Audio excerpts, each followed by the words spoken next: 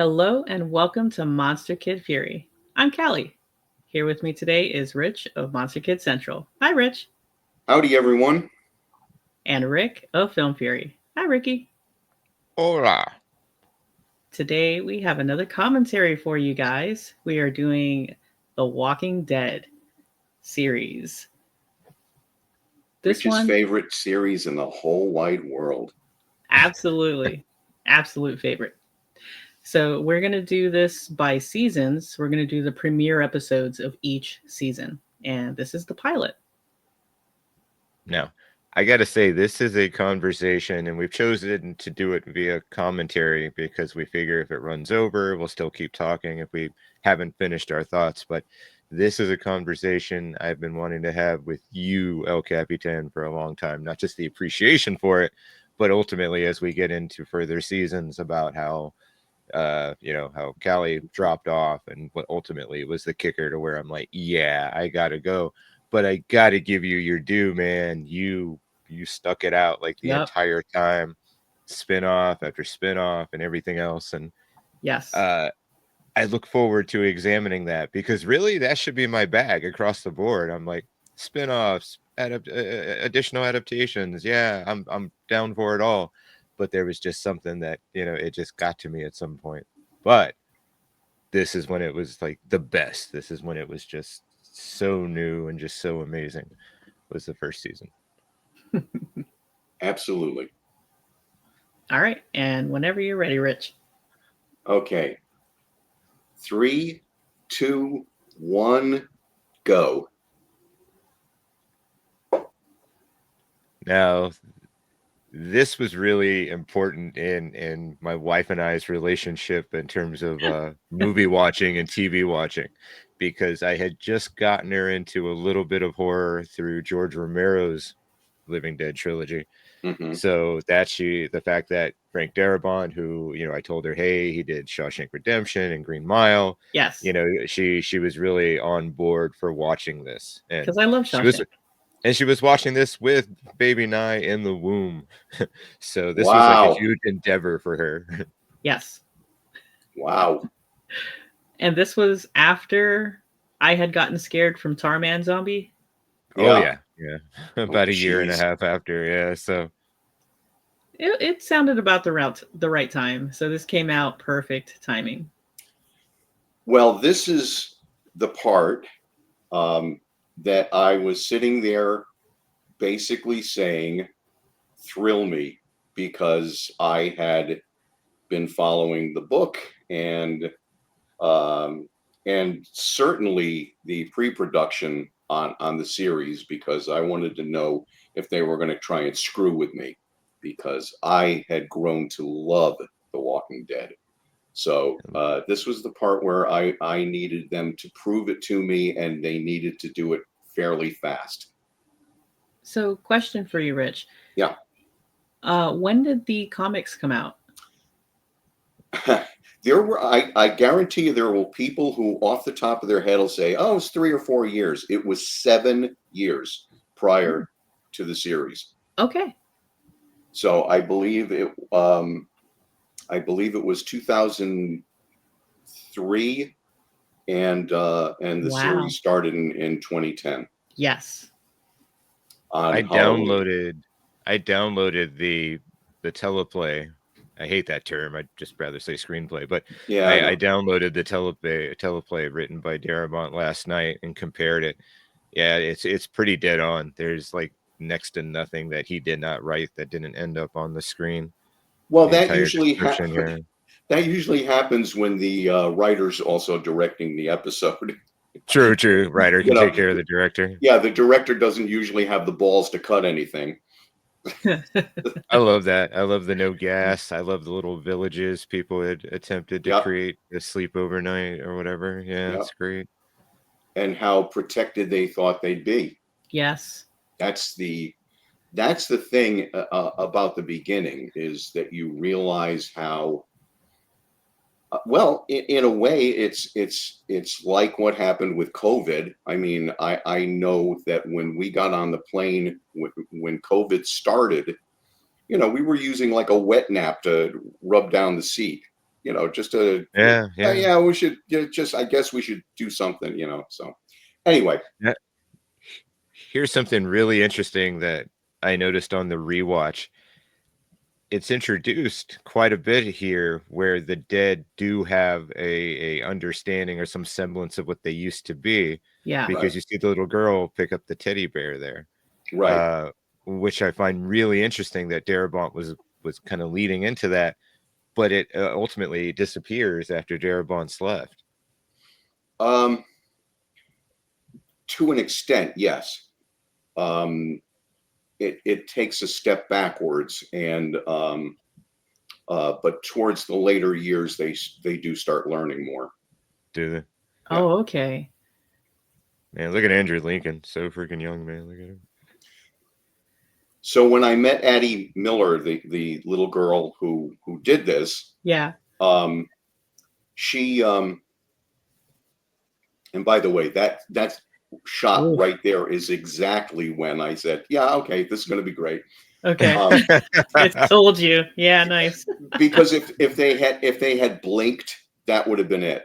I would have been, oh man, But anyway, when I met her, she was that age. It was about 6 months after.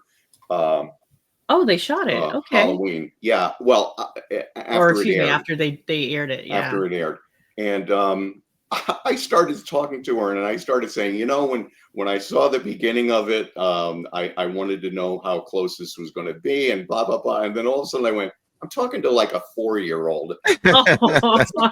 Shut the hell up, So I just said, you were really good. Aww.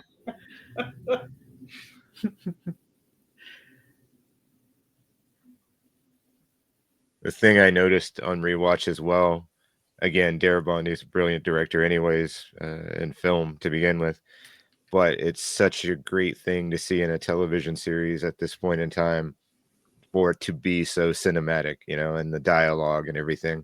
Yeah. This is like just such a wonderful sequence because in a very short period of time, you cement these two characters, you see their importance to each other and everything. And just so much, a little bit of exposition here and there in such a small amount of time, but none of it's forced. It all feels so great and so natural. Well, I'm sorry, go ahead.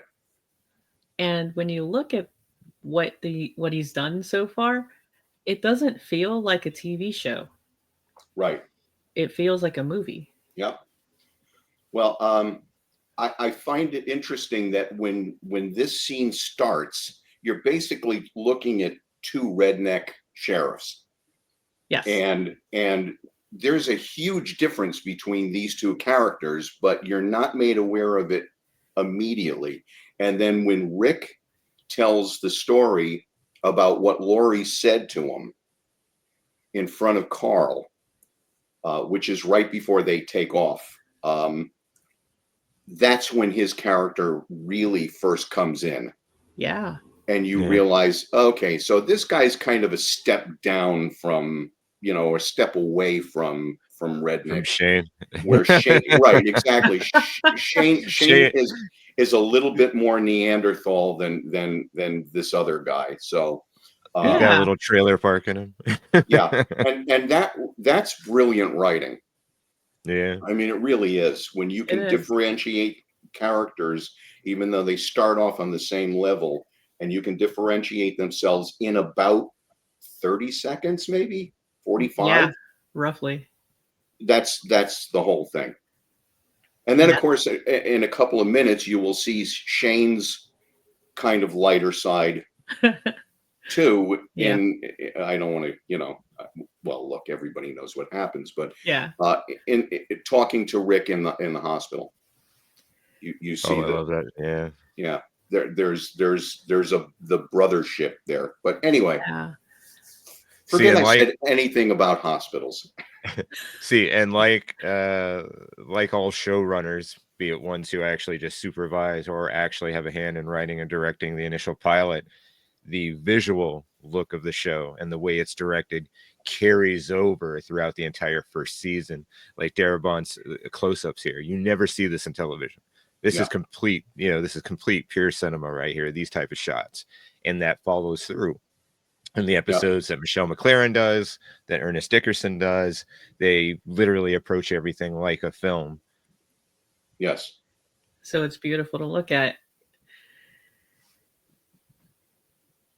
Even though, again, this is not giving you a lot of information about what's going on around you.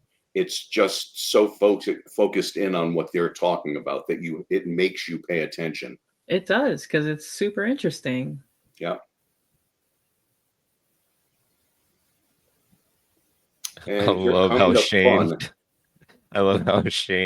slam dunks the food into the garbage can. Yep, there you go.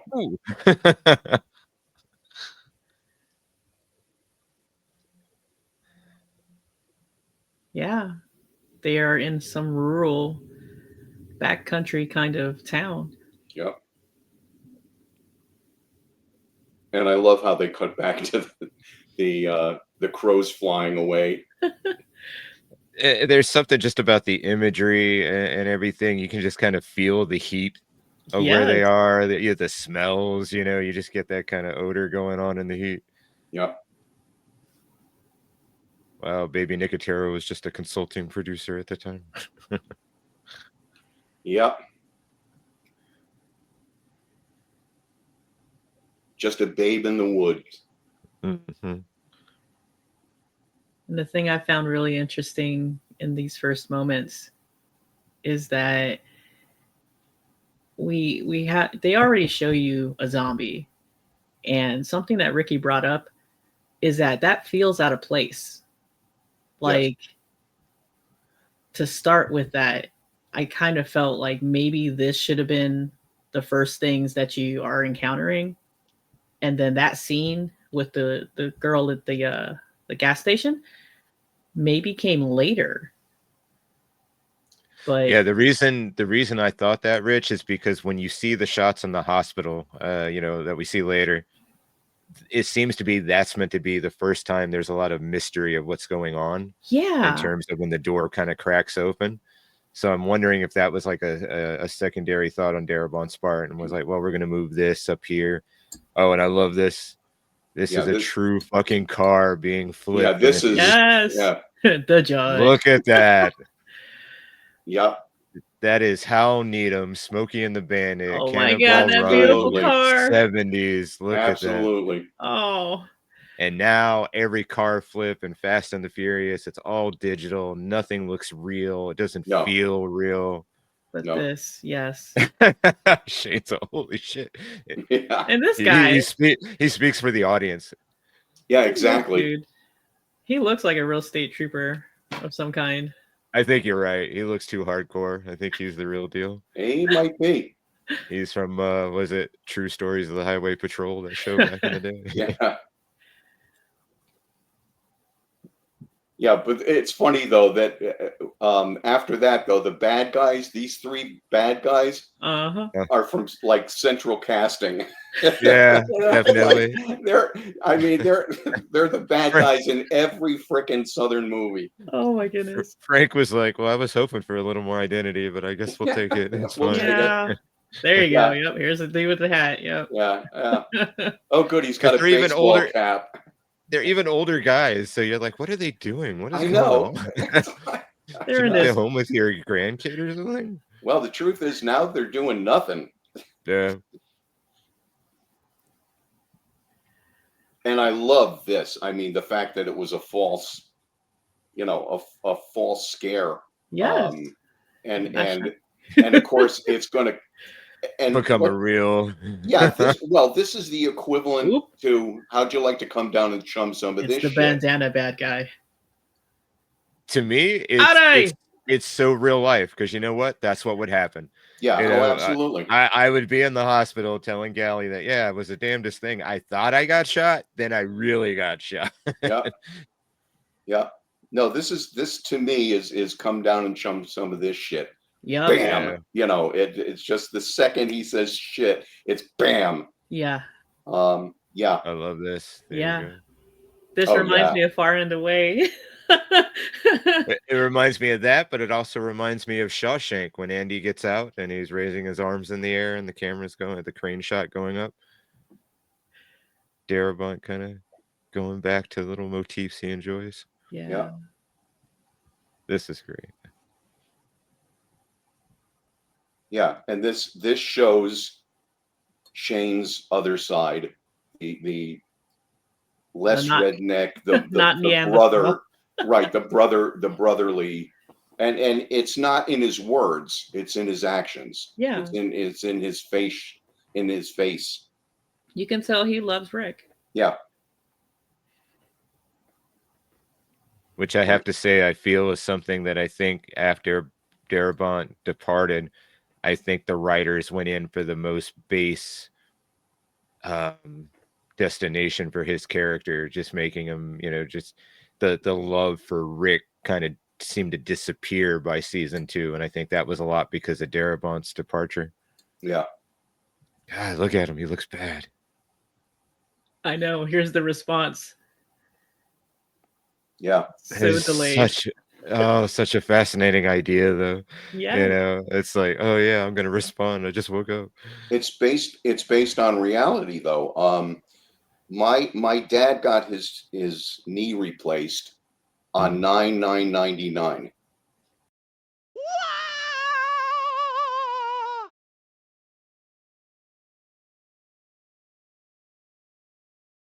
I walked into the room and he looked at me and he said, "Did you just get here?" And I said, "Yeah." He says, "Because I've been talking to you for 45 minutes. Oh wow. Oh, so crap. Now, was he? I don't know. I don't know if he thought that. I don't know if he really had been, but he had been having a regular conversation with me. It wasn't anything that was kind of weird. You could tell it was because of the drugs. Yeah. But part of him knew that I had just gotten there, and part of him was surprised because he'd been talking to you. Right. Yeah. Yeah. We researched how long he might have been out of it. Yeah. And I think, what did it say? 4 to 5 weeks. So we're thinking like maybe he had been out a week. Yeah. Before waking up. Now, you're always going to have logistic problems when it comes down to this, because it's not based in reality. No, it's not. I've always thought that with Darabont at the helm, I would have expected there to be a little more blocking the room. Yeah. From somebody getting in. But I also would have imagined that those sheets that he's been laying in would not look quite like they do. See, that's the thing. I understand it's against the door, so if something is walking towards and pushing against the bed, it can't get in, because obviously the bed can't fit through the door sideways. Mm-hmm. I understand that. I still would have liked it if he had to push it away a little harder. But again, we're talking, we're talking, tiny things, we're picking nits here. Now, the other thing that reflects a lot on Darabont's style in the pilot episode is, remember, he had worked on the Wire for a little bit, and that's when he met a different type of camera crew than he was used to. Right. He had very classically kind of designed shots in Shawshank and Green Mile. Yeah. Well, the Wire was a little more scrappy. It was documentarian like. So he carried that camera crew into the Mist, and then brought them over here on Walking Dead. Oh. Okay. So that's why his visual style sort of changed. I love how the fact that you've got the light going off and on. Uh-huh. You can't he can't tell, and then all of a sudden he slowly realizes what he's looking at. Yeah. I think that's brilliant too. Once again, a very real response. How many times have you done that in your life, seen something that's just, what the fuck, and you're just you have to stare at it just a little longer until it actually kicks in like, oh God, that is what it is. Yep. Yeah, see? It's a hospital, for Christ's sake. Why all this? Oh. Yeah. So this is why I thought that the scene with the little girl was out of place, because if this is the first thing that you're encountering, Well, this to okay. show. Okay, but we've all run into this cinematically before, Yes. where something happens and then it cuts away and it makes you forget that it happened. Yeah. It makes you forget that you've got a piece of the puzzle already stored away. That is wonderful. So, you know, this is genius. And to me, it always looked like right about there, he also caught a smell. Yeah. Yeah. Yeah. I see that. You can see on his face that the smell that is he death. can see it and he can smell it. Yeah, see? Yep. And that was, jeez, that's so good. That was pretty wild in season 1, you know, once everything hit huge and there was mass merchandise and everything. But I loved how that Dead Inside Don't Open became, you know, like the main image. You know, anytime you heard about it or read about it somewhere, that was usually the image they used. It's such an iconic ultimate image. Yeah. Now, I don't know about you guys, but I was terrified during this part. Yeah. Oh, absolutely. And the funny thing is, there's, you know, I'm so ready for him to strike the match and something to be right there. Uh-huh. And they figured out, no, we don't even have to do that, man, because everybody's going to be thinking it anyway. Yes. So we're going to save a couple of bucks. Well, you know what that reminded me of, Rich? And I wonder if it was intentional because, of course, Darabont being a huge fan of Stephen King, this scene reminds me of the in the Stan book with Larry when they're going through the Lincoln Tunnel. Right. And it's completely lit by his lighter, and you can't see anything beyond that little bit of light. And that's what this reminded me of. So I wonder if, you know, Frank had that in mind, like, ooh, I'm going to do that kind of a thing. Very possible. And I love how bright this is. And when they cut to the reverse, it's kind of an overcast day. But this is the way he's seeing. Yeah. There you his go. Eyes. But that's the way he's seeing it. Yeah, because he hasn't seen daylight and God knows how long at this point. Right. He's literally blinded. And such an amazing fucking apocalyptic image that coming up is just so great. Yeah. Oh, geez.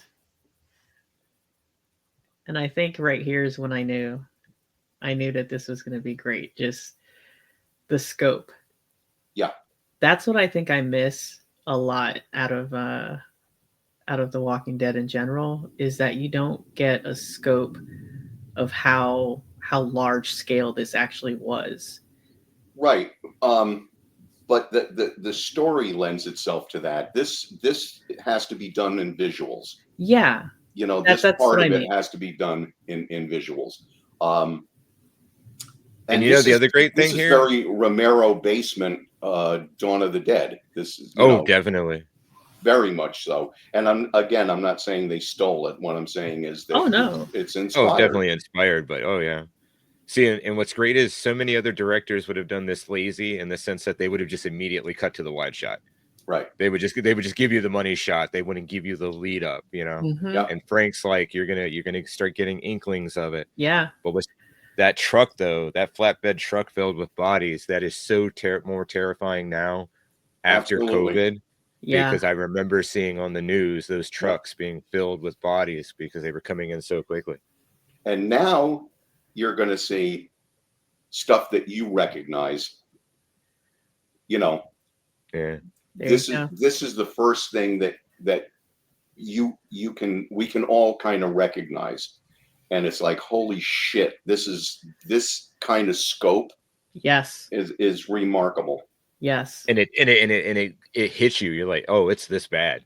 Yeah, these are this is the military. This is our military. Right. If these were the guys who were supposed to save us and they're dead and they're wiped out, you're like, holy shit. Yeah. Then what chance do we have? Now here, this is where they spent some money. And this is what I thought she was actually going to be the first zombie that we would see. Yeah. And by the way, I've spoken to her. She thought she was going to be the first zombie we see. Right? Oh, really? Yeah. Yeah. Because that's my thought process on it. It wasn't the first shot of the little girl. It was this one. Holy crap! Look at Can that. you imagine? Yes. God. Yes, the I first can. time I And- saw this, I was like mouth agape. You know, it's like, Yeah. holy crap. Not only does she look phenomenal, Yes. but so freaking scary. Yes. And we hadn't seen zombies in so long, so you know, Right. to see it like that, it's like, oh crap.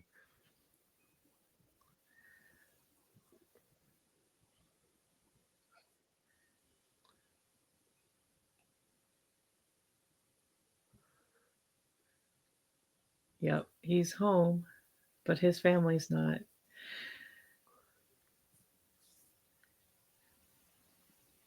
Yeah. And this is where he truly breaks down, Yeah. because this has been his singular vision since he woke up. Get home. Yeah. I And need then to you get to get my all- family. So, correct me if I'm wrong. Andrew Lincoln has never gotten an award for his acting, has he, on this show? Not an Emmy, not a Rick? Golden Globe, anything? Has he gotten anything? No one has gotten an Emmy in 12 years of any of the shows of for acting. And that's That's a uncalled for. Damn I mean, shame. I'm not an awards guy by any means, and I Me don't think there's neither. a lot of credence to it. But when you see other things that are celebrated over ones that definitely deserve at least a Right? nod, This is the sole reason I stopped watching the Emmys. I used to Oh. watch them because I was in the business. I stopped watching them. I said, complete fuck you until somebody, I don't care who it is, gets an acting nod. Yeah. A From the nod. show, right? That's it. Doesn't even have to win. Just Yeah, no Emmy nods that I'm Yeah. aware of at any point in a Jesus. combined. What do you figure? 20 years when you figure each show? They probably have around 20 years now. Yeah, because if you just have 11 with The Walking With the Dead. main, right. Yeah. And then 7 or 8, I think, with Fear. Oh my god, I jumped out of my seat. I Oh, saw yeah. dude behind Oh, him. yeah. I was like, oh my god, there's a freaking zombie behind you. Yeah. Yep. Just No, it's arm wave. worse. It's a kid with a shovel. Kid with a- That Oh, Jesus. that shot of the walker, you know, out of focus, very Yeah. reminiscent of Night of the Living Dead when they see Yep. the zombie in the graveyard.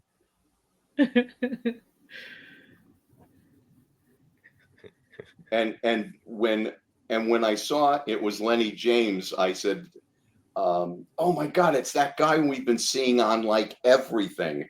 Oh really? Yeah, he was on like every show that I watched. And I didn't care. I mean, I was thrilled to see him aboard. Yes. And then of course when they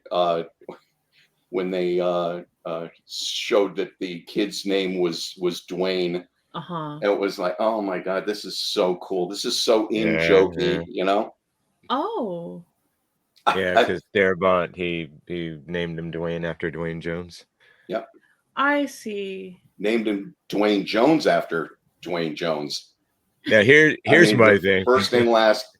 Yeah, go ahead. I love Andrew Lincoln and I love Lenny James. I was so disappointed when I found out that wasn't their voices. Oh yeah, they're like any other actually time, fun. I'd be like, oh, that's awesome. One's 'Cause British, Lenny's- one's whatever. He's British, and then the other one, Andrew, isn't he a Kiwi? He's from I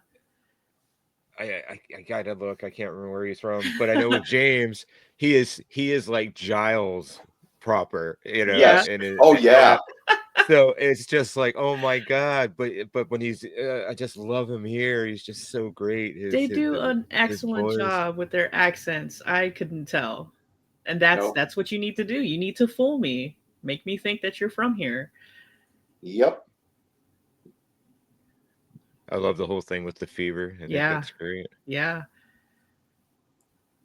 And the fact that Lenny James pulls his hand back slightly when Rick moves. Yes, so there's yes. still that little part of him that says, you know, I know you're not going to bite me, but I'm pulling my hand back just a hair. Because they're still trying to figure it out, you know. Yeah. Yes. Yeah. I was joking with Callie that the Foley artist went kind of crazy on those straps. No, they want to make sure he's It's not like, oh going my God. anywhere. No, I meant the sound, baby. The Foley the guy. sound. I Yeah, got the you. audio person. Yeah. Terrific. It's funny. These two are home playing Gerald's game. That's interesting.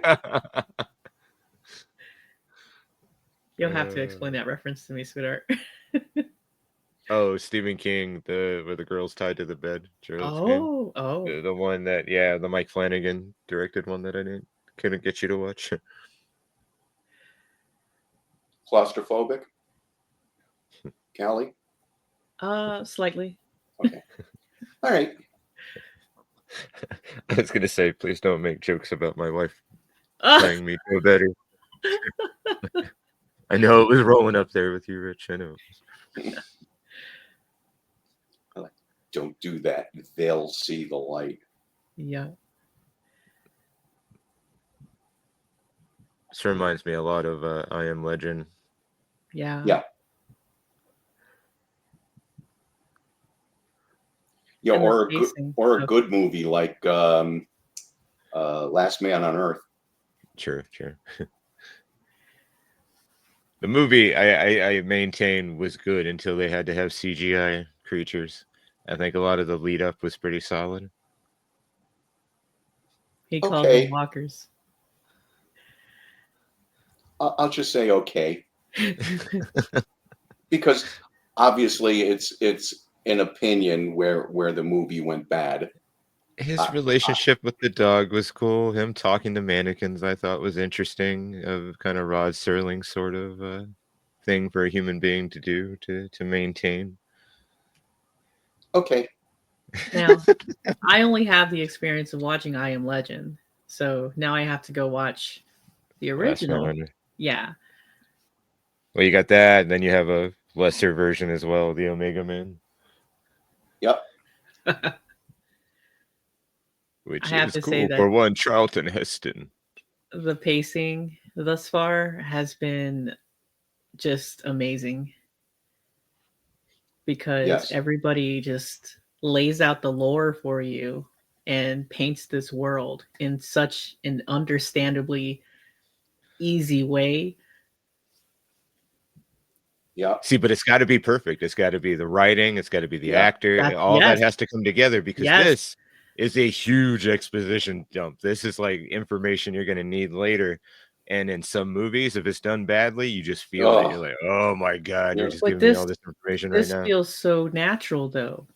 Yeah. It feels so absolutely natural. Like, again, he can't believe that dude's been knocked out this entire time. Right. And another thing you would see in poor renditions of this type of storyline, the character of Rick fighting the whole thing. Oh, no, I don't believe it. No. It's like, no, there would be no reason for him not to believe every single thing this man is telling him right now. From what he's seen enough. Yeah, he's seen enough. Yep. I'm sorry. If I was James and Lincoln, I would never use my real voice again. I would just constantly be using that voice. Especially Andrew Lincoln, man. It's just like so good. That's got to get you into everything. You know, just for free.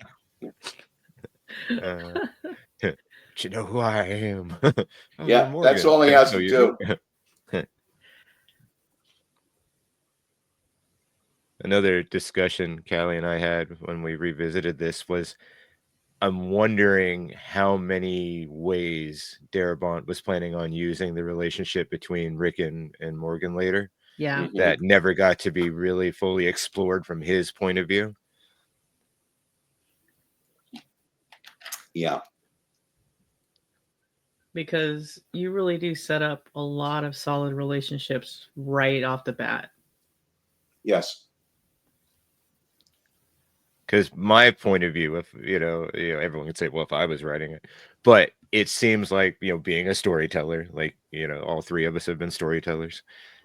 It's the type of thing that you would use this relationship to mirror the relationship between Rick and Shane later, when it Yup. goes volatile, when it goes bad, and ultimately Shane dies. There would be you could have a new friendship, come into play with Morgan at that point. Right. And that would kind of replace what he had with Shane. There's just so many plot things, elements that could have been used and utilized so much better. And I think that was a product of so many people leaving the show on the creative end. Darabont was forced out by season 2. Season 2, Glenn Mazzara took over, and then ultimately Scott Gimble. And there was just so many people coming aboard the creative end, and I don't think they all shared like the same idea, I think, of where Darabont wanted to take it. At least And that in the Well, beginning. that would have been impossible. I Yeah. mean, to be Yeah. honest with you, that many creative people, I'm not taking anything away from any of them, but that many creative people are going to differ. Oh, this is, Oh man, there's going to be moments I walk away from the screen. I'm telling you right now, because Callie and I watching it the other night, I started crying like mad. We The got scenes to that meet come up later. her at a convention. oh, so did I. Isn't she lovely Oh though? my God, yes. And I like told seeing her. I Go said ahead. when I had her sign the one of her like this, I Uh-huh. said, "I'm so sorry, you're stunning, but I gotta get this. I gotta get this one." And she said, "That's okay. Everybody does." Oh. But to be fair, though, it's almost like the effects people were like, man, it's kind of hard to make her look really rough. I mean, because even in Walker form, it's like, all right, you're Yeah. still kind of No, no, pretty. You're no. not. I completely get that, but you can tell there's nothing behind that.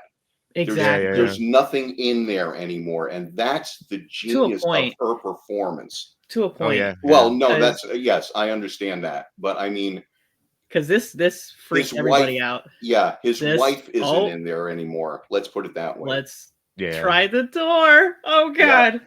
And look at those shots, man. Yeah. Like, Oh, I oh know my that God. shot is The editing, the stunning. shot of his eye. Yep. The fact that doorknob had to be done, it couldn't be round because you wouldn't notice it turning as much. So it had to Mhm. be an oval. Yes. See, and I think those are mean, things people don't think about a lot. No. I don't, because they're just taken in with the moment. I don't think they reflect and go, oh, from a creative standpoint, how do we make that hit with impact? Where you can't, like Rich said, you can't do it with a normal doorknob. It just won't work. right. And again, I think that Yet, reflects on Darabont, and that's what I was going to get back with the writers. You're right; it couldn't carry over, but I think it's even more difficult because TV writing and writing for film are inherently different. yes. The way you use plot elements, the way you tell a story. Another lovely shot. Oh. It's just they are just different. Right. Yep. There's that doorknob. That's so great. Yeah, you've got to be able to know you can't be any question that that's turning. Yet we've all seen it with a round doorknob, and you're like, is that? Oh, okay, Is yeah, it it's turning? turning. Yeah. Right. I know you have to double down on the sound effect at that point when you're around. Right. Yeah. Yeah. So the thing that cracked me up about this was we can see Rick's come to grips with the situation now because he's going Mickey Mantle on this guy. I was like, okay, so he's pretty much got it down now. The other thing I love is that the walkers, man, if they don't have anything to go after, they're just chilling. They're just like, I'm gonna just sit Right. down. I got nothing to do right now. Yep. Nothing Oh, driving the hunger. Rick's like, oh, should have taken it a little easier. Yeah. Guess I'm not up to Yep. par yet.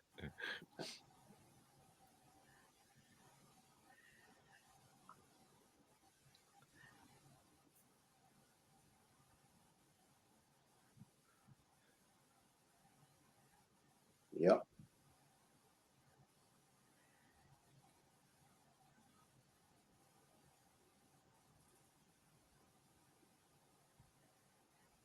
And this is where Morgan clicked that this is, yeah, this is why, yeah, they take the photo albums, they take the family pictures.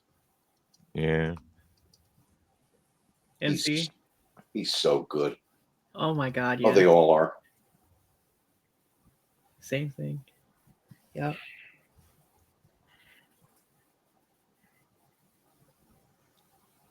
The other thing I miss about the visual look of the show is the fact that the season 1 was shot all on super 16 millimeter, which is the equivalent of like the lower 35. And it gave the show a very distinct feel, like the texture and grain to it. Uh-huh. Yep. You know, that lends itself to it looking like a film, feeling like a film. Yes. You know, by the time you get to, I think they turned to digital with it was either season 2 or season 3. Definitely by 3. Yeah, 3. I like how they have the keys on the inside of the door. Yep. Again, reminiscent to me of Night of the Living Dead when they go to find the gas pump keys. Right.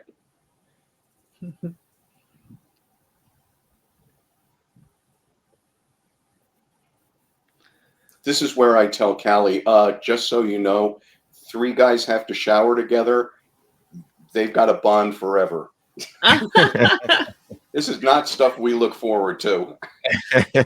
They don't care. No, of course not. It's hot water. Hot water. In fact, Dwayne cracks me up because Dwayne's going to town. He's like,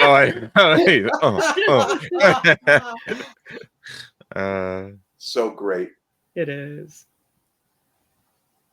I think anyone who does an apocalyptic movie, if you can have the opportunity where your characters get to have a hot shower, you got to take it. You know, it's because it's the one thing any human being, you know, who's only been dirty for a day can go, oh God, I need a shower.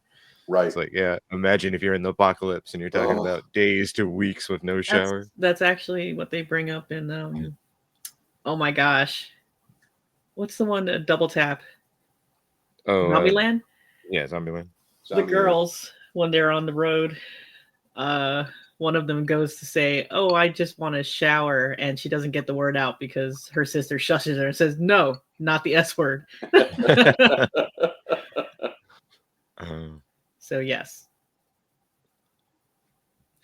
We are Complete Verge. I am a fan of the Zombieland movies. I do actually like those quite a bit. You know something? I like the second one more than the first. Agreed. Yeah, I don't know what the deal is, but I just enjoyed it more.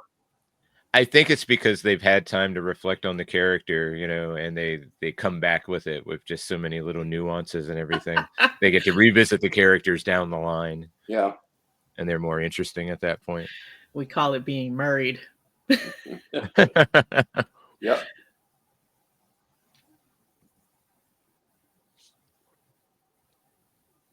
I love how Rick and his admiration for the uniform stays, you know, the sense of order of society. I'm still a sheriff's deputy. I'm still gonna go through the routine. Yeah. You know, hanging on to civilization, that this is a thing that somehow they're gonna get through it. Yeah, at least try. Yeah. He still keeps the uniform, yeah.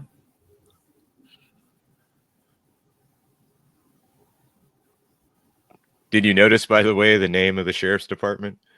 No. King County Sheriff's Department. Ah, nice. Yeah, the little Stephen King nod again. Yep.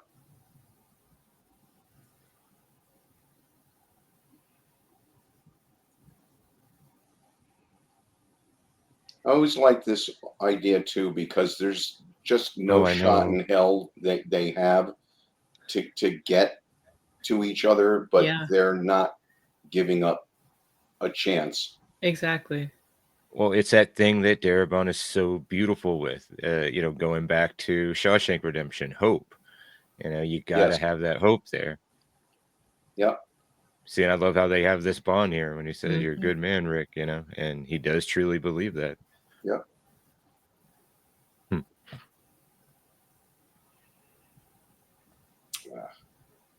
Uh-oh. Yeah. the Barney Fife. Oh, Leon Bassett. Doesn't that even sound like a Stephen King character name? Oh, Leon absolutely. Bassett totally sounds like it would have been out of Cujo or something. Yeah. Oh, there's a sense of goodness. He's like, I can't leave him like this. Yeah. Don't expect to hear me talking a lot during. Oh, I know. The scene's coming up. I'm sorry. I'm sorry this happened to you. Oh, that entire sequence, the music and everything. I'm like weeping the moment he gets out of the car. Yeah. This is not Look at going to that. go That's well. so great. He stays on that so I know. long. That is wonderful. Yeah. Again, so many directors, it would be shoot him in the head, done. You know, you wouldn't even see it hit the ground. Yep. But that's why I know, like how he did his horn. Because it doesn't feel like a show at all. It feels like a movie. Yeah. It's not just getting from one thing to another. The story actually takes you in a nice pace. And Rick knows he was kind of the dumbass of the group, but the bottom line is he's still human. Yeah, exactly. And he was one of them. He was one of his. Yeah. You know, they were a tight department. You get the idea. Oh, yeah. Okay, here we go. Yeah, no.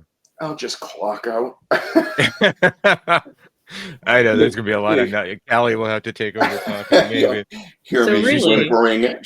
she can tear up and still talk. I have just turned into a jumble mess at that point. So. Now Bicycle Girl is gone. He's gone. So hey, I'll try to stay talking about the creativity of this moment, which is how brilliant is it that Darabont cuts between Morgan's trial and Rick's trial at the same time. You know? It's just so, again, other directors would never do this. No. They would do them as separate scenes. It just wouldn't have the same impact. This would never have made the script. Yeah, There's no reason to show his human side in a normal television shit script. And I could see people complaining, like, well, why does Rick feel the need to go back and do this one in? And that's a fascinating thing that happens with Rick's character in season 1. It's these are dead people, you know, these are the dead, but they were people. Yes. It's like in Guts, when before he can even cut up dude, Oh, he's got to look at his wallet and say, you know, he had this much money in his pocket. He had a picture of a pretty girl. Yep. This is heartbreaking. It is. Because Lenny, oh my God, he brings it. Yeah. And if you don't have these actors and the magnificent job that they do. Yeah. And that score. And that is the wrong thing to do. You do not want a memory of what she looked like when you have to shoot her in the head. I don't know. I think the logic, I guess the logic is if you can see what she's turned into. And I completely understand it, but No. I know it doesn't work in the long run for him. So and look at the special effects, man. I know, Jesus. When was the last time we've seen something like this on television? So damn good. This was what 10 years ago now. 2010. Yeah. Okay, so that's 15 fucking years ago. 15 fucking years ago. Which, for a moment, can we talk about that? How surreal is it that we have been living with this in the ether, with this in our consciousness, this thing called Walking Dead? That is fascinating, regardless of how upset I got about how I felt it went. For something to last that long, that is amazing. Yes. And there's 3 series on now. 3. Yeah, exactly. 15 years later. But I love the fact that he whistles for one of them to stop and look, so he can show he's capable of shooting them in the head. Yeah, except the one. Except. And that's always been my argument why these things scare me so much, because how do you forget what logic dictates. Logic dictates these people are dead and they've turned. Mhm. Okay, but it's still your mom, it's still your wife, it's still your child. Can you fucking imagine grandchild? You know, I can't even fathom that. So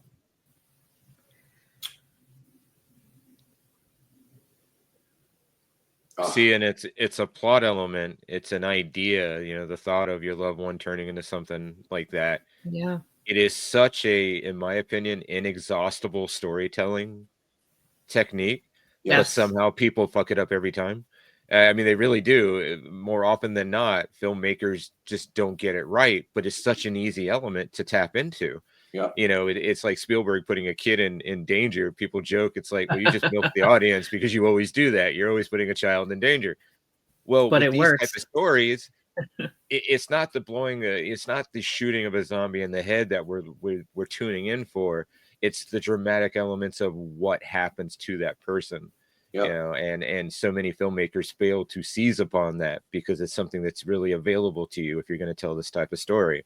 Oh my God, I feel his pain. Yeah. Oh, he's hurting so bad. This is the most I've been able to get through watching this without crying, and it's because I'm babbling, saying as much as I can. Yeah. It's not babbling. You're making sense. At least. Yeah. He's so good. Oh my God, dude. Yeah.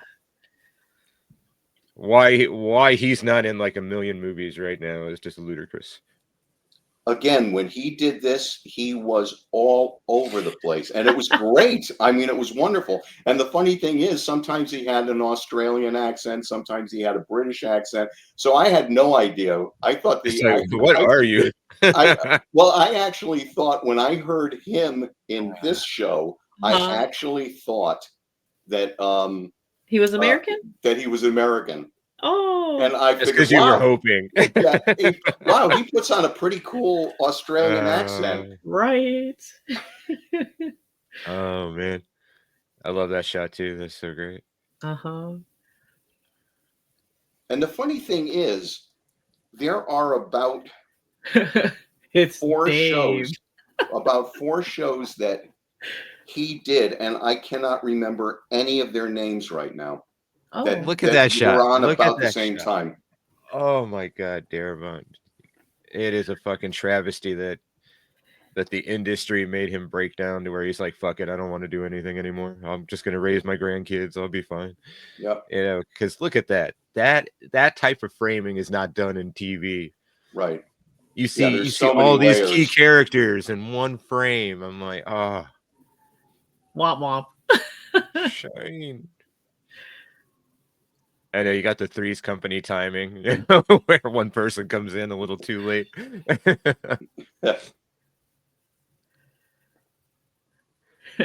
Quick sideverge about Dale. Yes. So, we were watching this with our kids, our older two.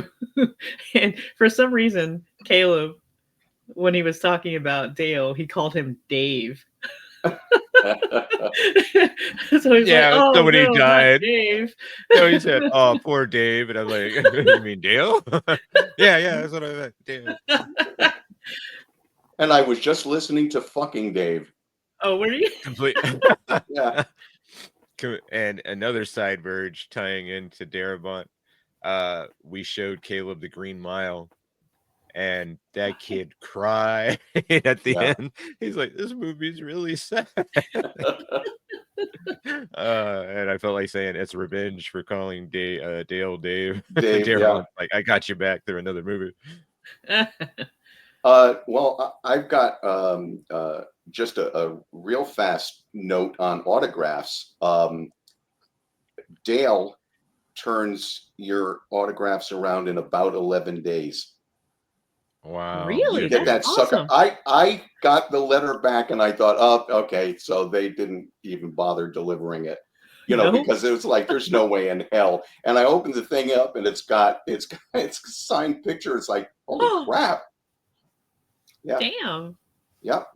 I love it. 11 days. Unheard of. Denise Huth, on the other hand, 437 days. Jesus. I know. Wow. But 2 handwritten letters, 2 signed photos. Okay. I always enjoy that actor, Jeffrey Demun, and everything he does. Yeah. But on rewatch, man, he is so good in the first season of the Yes. show. Now, I didn't know how to feel about this when I was first watching. Like, oh my God, I know that you just lost your husband, but Jesus. And so we had to Quick talk, like, turnaround. whether or not they were having an affair before. Uh-huh. So I don't know. I don't I either. think they were. I keep thinking they were. I think there's way too much movement. Things happen too quick, and I don't know. I keep thinking that's why Shane asked about her in the opening conversation. Yeah. Because Shane, he's kind of in it to win it. You get the idea that he was like that gaga for her, and I Yeah. think those emotions. I think that's something long-standing kind of a deal. So when this opportunity presented itself, Yeah, the apocalypse, end of the world, end of the world, kind of moved that along. Really, Oh it's well, like, wow. yeah. I thought I was he's just gonna have dead. to steal you, but okay. oh, I don't have to now. Yeah. But Wait. that's the other thing. Revisiting season 1, I love so much is Shane really is a wonderfully complex character. He's not Yes. just this one note. I'm sleeping with your girl. That's it, and I don't even care about you anymore. You Right. can feel, and ultimately throughout season 1, he really is torn about the fact that he cares about, he loves Lori. He's obsessed with her at the very least, but he still loves Rick. There still is. That's his brother, Yes. that's his friend. Yeah. Hey Rich, can you remind me real quick what was Shane in the books, like in the comics? He was He was the same. I mean, he was his Rick's deputy, yeah. and but it was well, first of all, he died a lot quicker. Yeah, but I for mean, some a reason lot. I remember him having an obsession with Rick's wife, but not they didn't have a relationship. No, they didn't. Not that Like I remember.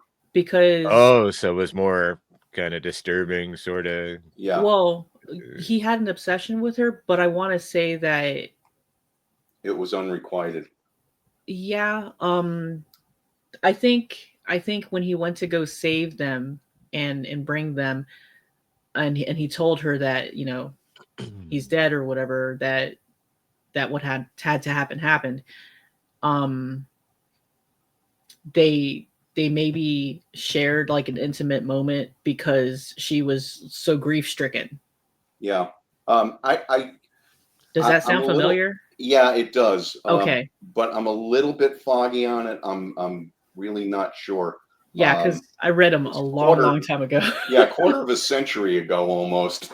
So, Good God. But I want to say that he doesn't have the relationship with her after that. right. Or at least she doesn't want the relationship. She was like, "Oh my God, I was weak. This is what I did," and so they parted ways. But he didn't let go. Right. So that's where they brought the difference here in the show, because again, you can understand like, all right, maybe they had something going on previous, and you're right, it's a little too fast for them to be together like this. Yeah. If they weren't already. See, and of course, I'm going to turn it into the Frank Darabont. I love Frank Darabont podcast. That goes back to his genius as a creative. Yes. How he is able to take someone's story and go, you know what, this is good, but what if we do this? And we, you know what I'll I mean? make it better. He's like, I'm just going to move this around. I'm just going to touch it up a bit, and it turns into something so much more incredible. Because you're right, Shane is very, very layered and complicated.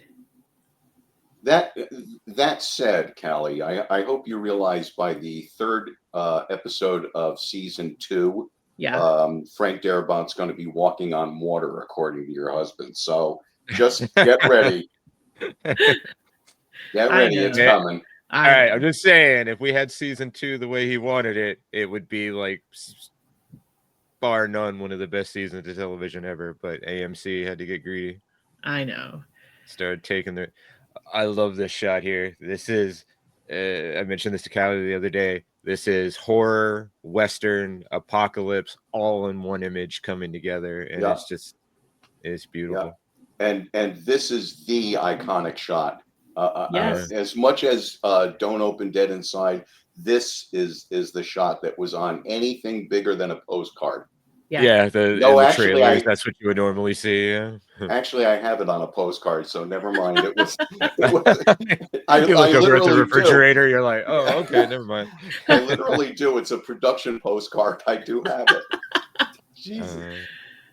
Yeah, this is stunning. I mean, and again, the camera work in this is remarkable because, I mean, they show the emptiness, the desolate nature of the scope whole again thing, and it's like, oh my God, you can see forever down the street, and there's nothing there but the horse and Rick. And this is the necessary part because we need to see the scope of this. We need to know that, yeah. So right, the extinction event. Oh, sorry. No, don't. But this is right now. We can handle this. You know, this is a couple of days clean up, no big deal. Yeah, exactly. Couple of days. Give me a couple of days and like 2 or 3 custodians. We got this. No problem. This is no worse than a football team that finally won. A little celebration after, yeah. Right. Yeah. Exactly. Yeah. There's that thing again. They just chill until something wanders by to catch their attention. Yeah. Well, remember, there's that great line of dialogue Morgan has where he says he doesn't know if it's, you know, if they like it at night because it's cooler, you know. Oh yeah, that's something about the heat. Well, it is Georgia. It's fucking hot as shit to where even zombies are like, oh man, I'm going indoors. This is ridiculous. I'll come out at night. Maybe the dead realize that they spoil faster in the heat. What a unique looking actor right there. The one playing that walker. Yeah. Who apparently Darabont liked because he comes back in a couple more scenes. Oh, right. Yeah. At the end of the episode. Oh, yeah. I could see Frank. I like that guy. Get him. Yeah. Oh, yeah. Military all up in there, too. Mm-hmm. Oh, my God. Crows. I love those slow zooms in that shot. That's really wild. Very 70s.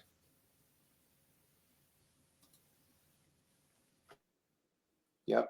Right now, Rick's thinking, yeah, this is going to be working. I think I'm going to live here.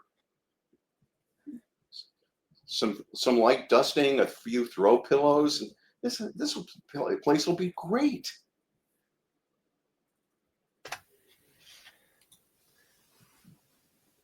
And here it is, man. This is holy shit. This shot right here. Everything dead, desolate. Hello. Boom. Yeah. Oh wait. God. There they are. Oh, I found them. Yeah.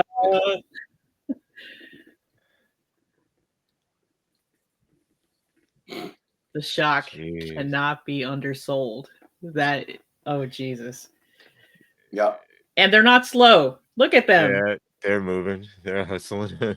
There's some runners up in that piece. I don't care. Well, they're moving as fast as the cemetery zombie in Night of the Living Dead, who does run or trot or whatever you want to call it. I hate it. That's the rule they went by. Okay. Well, it helped that he was going downhill too, so he's like, well, yeah, yeah. And this made me sad. Like the horse, not the horse. horse. Yeah, that's the thing. That's what it's like. It's the same reaction as most people. They see somebody get cut in half, but they go, "Oh, puppy," I know you don't hear anybody being triggered by the horse being killed. It's just like, horse. It's like, what do you mean just horse? Oh, this part, man. Oh my God. This is that intense stuff. Yep, there you go. Yeah, you got him. He's saying, "Oh God." Yeah, and he's prepared, man. He's about to do himself. Ready to do it. Yeah. And the funny thing is, there's no moment of realization. If you look at his face, it doesn't change. He got the gun there, and then he goes, whoop. Yeah, it's like stream of consciousness. It's just like, oh shit, there's a hole. I'm going, Yep. Yep, there we go. He's like, oh damn. All up in it.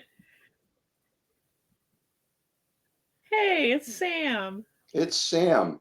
And Sam's Yeah. there for a reason. But Yeah, we don't exactly. find out what it is. And it's stolen from us. We don't get it because of fucking AMC. I love this because he doesn't I like know. he woke the thing, well, woke its consciousness up by pulling the gun out, and it just follows him, just trains on him. Oh, geez. Holy shit.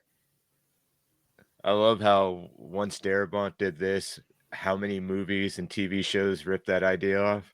Yeah. The idea of your character being, incapacitated for a few moments after firing a gunshot in close quarters. Mm-hmm.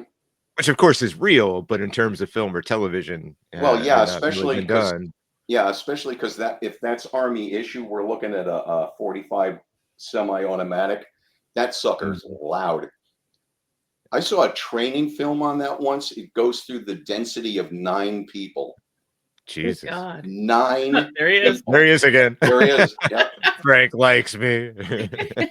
He's almost like a hero zombie. Like, I'm gonna come. I'm gonna be important later. Actually, he is one of the. There were 3 hero zombies this season. I never met this guy, but I met the other 2. Oh. And Oh, you mean the guy outside? Yeah, I got you. Lovely people. I got to see Sam from a distance. I took a Oh, picture yeah? of him. Yeah. Didn't He the was- boys shake his hand though? No. Oh, okay. He was supposed to show up at a convention, a Spooky Empire, and I can't remember what happened, but he didn't. And I was like, oh, damn it. So that one has escaped me. But Gotcha. I've listened to him on podcasts. He sounds like such a cool, genuine, just like cool Yeah. guy.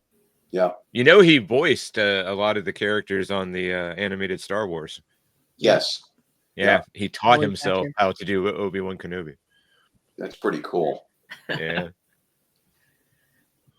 But yeah, he thinks he's getting future work now from sitting in a tank that's probably about 1,000 degrees, just staring off into nothing. And he's not. That ain't happening. Sam is not coming back. Well, he would have came back even if he would have done it for Frank since he worked with him on The Mist. He would have probably done it anyways. It's like, hey, I just need you to play a cameo in a tank. Yeah, sure. Yeah. So, how do you guys feel about the music choice here? Awkward. Yeah, I kind of wish they found something like an old school needle drop would have been, and maybe it was budgetary that they needed to do this. Maybe they couldn't afford some old school song. I would have just had the sound of the zombies. Just eating. Yeah, And I agree. As it went up, it would echo more as the shot that would have pulled worked up. a lot But better. that would be it, because to me, there is no more music unless somebody has an instrument and is playing it at a campsite. There's no more music, and because there's no more electricity. I mean, that's what I'm assuming at this point. That's a very interesting idea, actually. That makes perfect creative sense. And it bothers me when just as a slight verge, when Tarantino does it and plays a song that wasn't from the time period. So like when what was God damn when they're playing David Bowie and Inglourious Basterds. Right. Yeah, that kind of thing. It's like it doesn't work for me, never has. But anyway, so that brings to an end the first episode. Yes. And damn, was that chock full. Oof. That is an amazing piece of work. It's like just from his directorial efforts, Darabont's directorial efforts, how many directors would actually include that in their work? Or if you're examining a director's work, how often are you actually going to bring up something they did as a side quest, if you will, a little side hustle? It's like, oh, I did a couple episodes of a TV show. Like even Tarantino doesn't put his episode of CSI on his, his oeuvre, if you will. He doesn't do it, Right. And it shows all Frank's elements, everything, hope, The idea of a commitment to something, of keeping the fire burning no matter what. All those things are there, and it just works so well. And some of the best acting you would see in a TV episode of a show. Yes, and for proof, you got all the Emmy awards. Oh, that's right. Oh, I'm so fucking bitter about that. You have no idea. I mean, I agree with you. as we travel down the road, because I know at some point I'm going to start hearing stuff I don't want to hear about, like about the third season. But the acting is solid through the entire series, and the fact that they can come up year after year after year with nothing, zilch. I know, not even a nod, like you said. When at some point there's 20 characters, maybe more, that they could have given a nod to in one season, and nothing, absolutely nothing. All right, so we decided to keep this party rolling, and we're actually going to do commentary for episode 2. Anything you guys want to throw in before Rich does the countdown? Its name is Guts. Excellent name for an episode. All right, especially this one. Yes. Okay, anytime you guys are ready. Mm-hmm. Yep. All right, 3, 2, 1, go.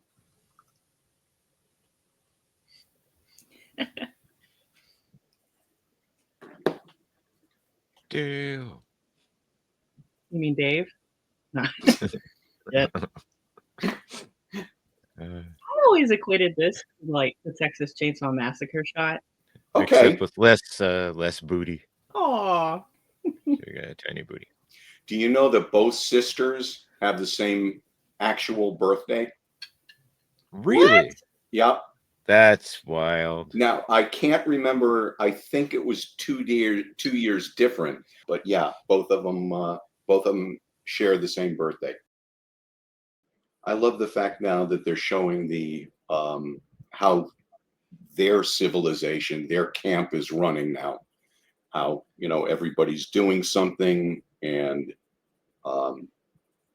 in one case, we're going to find out that someone's doing someone. And okay, fine. Maybe I shouldn't have said that, but I'm sure people who are watching this have already watched this. So they better have. If they're watching this for the first time, listening to us, they're out of their minds. Right? This is like on definite repeat viewings. You guys don't jump into this with us for the first time. No. No. Wait, Rick and Callie are doing this? Well, now I'll watch it. I wasn't gonna watch The Walking Dead at all. Right, but exactly. But now that they're doing it, I guess I have to. Yeah. So right, going back, I guess. Go ahead. Oh, go ahead, babe. No, you had something. Go ahead. Going back to her relationship with Shane, like, again, knowing the world that they're in now, I get it that they're in this little encampment and everything, but stuff is still real sketchy. Like, we don't know. Right. And then you have these like slasher type shots, slasher movie shots. I'm expecting like yeah, that's what I'm waiting for. Yeah, exactly. No, you just get Shane. Ew, gross. Now, this is probably going to be a triggering moment for some people. I have never been a fan of Lori, namely the actress. I will admit, when we get to season 3 and she's got that heartbreaking scene where she says goodbye to Carl and sacrifices herself so the baby can be born, she does brilliant there. But I just never understood what Frank saw in her for the performance. Mm-hmm. I just Callie, how did you describe it? She's just, but you said it in a positive way. She's just meant to be normal. Is that how you put it? Yes. She's got, just a very everyday woman kind of look to her. She's not, standout, gorgeous kind of whatever. But again, but I guess so is man. You guys haven't had a bath in forever, and you're just I know. away. I Like, what the know. don't hell? say the S word. I know. Like anyone who's Shower. picked their own belly button after being clean should know that, you know, really, it's like, Oh my god. I'm sorry, you were saying? yeah, that should break the mood. That's right. That should That'll totally do break her. the mood. This is why I thought that maybe they weren't having an affair previous. Like, you know, maybe it did happen kind of like in the books where she had what she considers like a weak moment or whatever, and then they Yeah, but just continued on. it's not one of those drama things they do where they're just kind of touching each other a little bit and then nuzzle with the nose and then suddenly they're at it. No, they're just fucking at it. So they've done this before. They've I don't know. Oh no, I don't think that's the first time maneuver. I'm just saying. Okay. This is true. Time maneuver.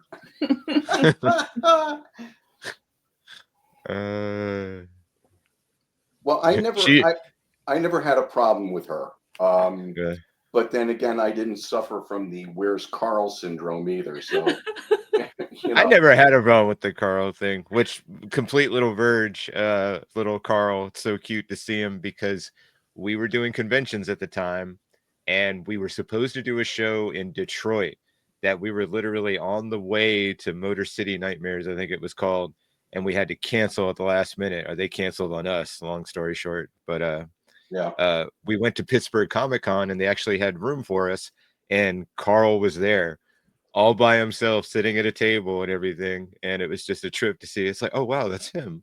But was it around the same time? Right around the time that the show was getting big. It was like the tail end of season 1. Yeah, so they were just starting to do conventions. Yeah, that's when I met him too. And I guess nobody was interested in going up to meet him, but the boys walked up and talked to him and everything, and it was really wild. Yeah. And there's something about being in on the ground floor at that point, you know, and you know, which of course, if you're a fan of horror, you were already in the moment you found out, you know, it's a zombie show. Right. But it's cool to get in there before the entire world has discovered it, you know. Yep. Before the normies come into it. Yeah.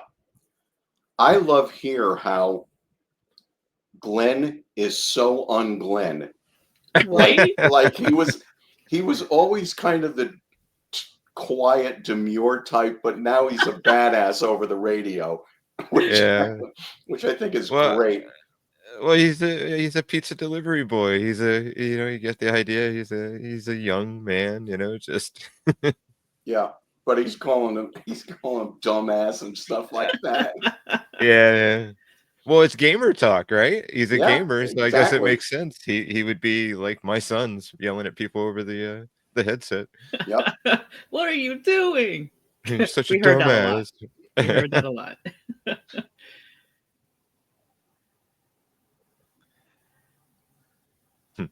And I knew that was a Beretta. I knew that was a Beretta because of years of watching Die Hard and Lethal Weapon and using a phony one on the movie I made. Yep. Take the shovel.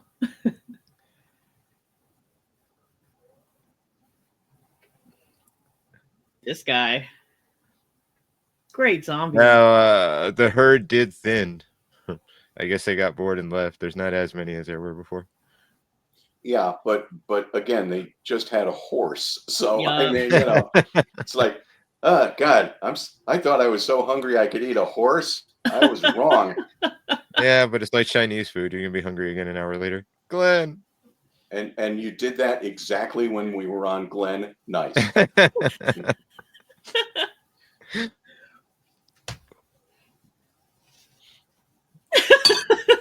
He is so stressed. What are you I know. doing? It's like, what are you doing? Go. But I mean, we as the audience, I was like that. I'm like, what are you doing, man? You're spending way too much time looking at these things. Yeah. Yeah. They're not going to change. Go. You know, it's like. Now, what's kind of cool is that was them climbing the ladder, which, I mean, I know it's safe, somewhat safe, but a lot of studios and networks would not allow their actors to do that. Right. Yeah. We need a stunt person, please. And Glenn was drawn like that in the books as well, right? With Oh yeah. the baseball cap. Oh yeah. Uh-huh. Absolutely. God, he looks 9 years old. Look at him. Yeah. Leave him alone. He Oh, I has love that, Stephen Yoon, man. Yeah. he has that short round look to him with the baseball cap and everything. You're like, oh, short round got older. Okay, Right. it's pretty cool. Oh, it's that Asian blood. Fight zombies with you, Dr. Jones. No fun. No fun.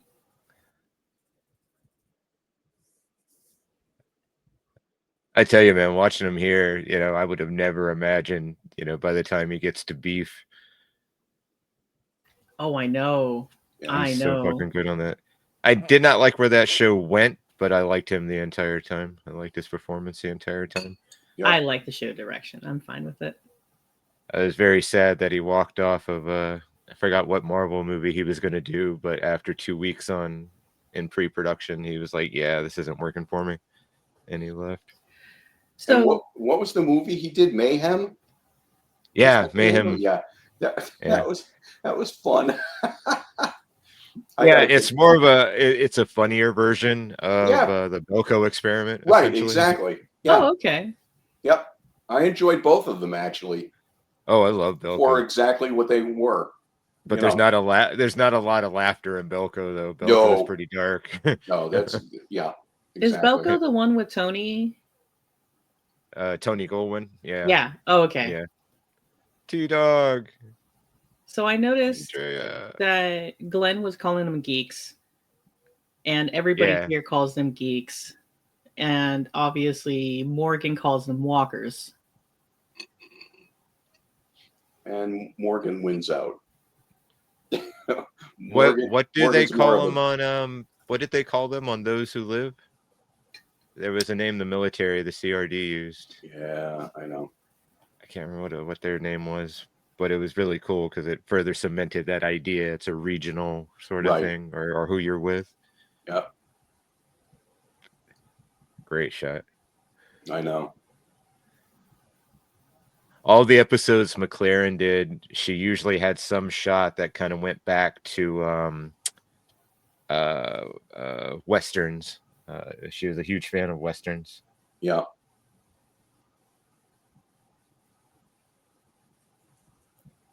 And the funny thing is, still nobody knows who the hell everybody is. I mean, it's, you're still meeting people. Yeah, and there's no moment of, hi, my name is so. Right, exactly. That doesn't happen.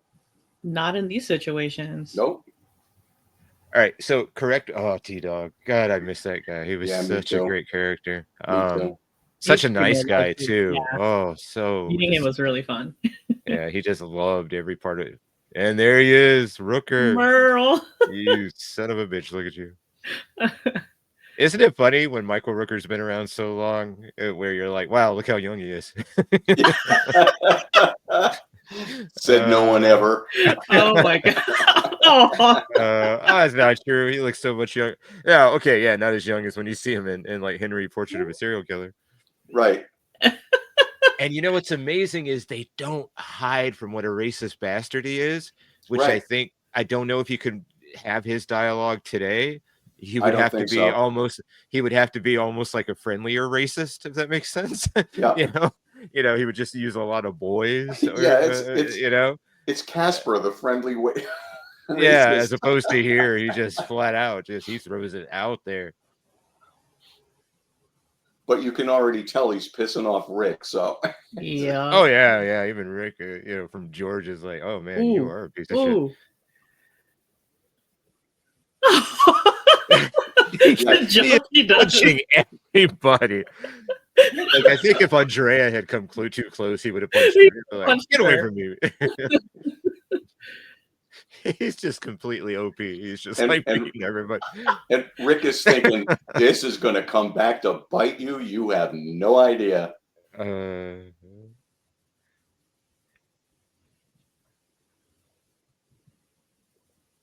Rooker's such a striking looking dude, though. It's not a lot of actors like him. No.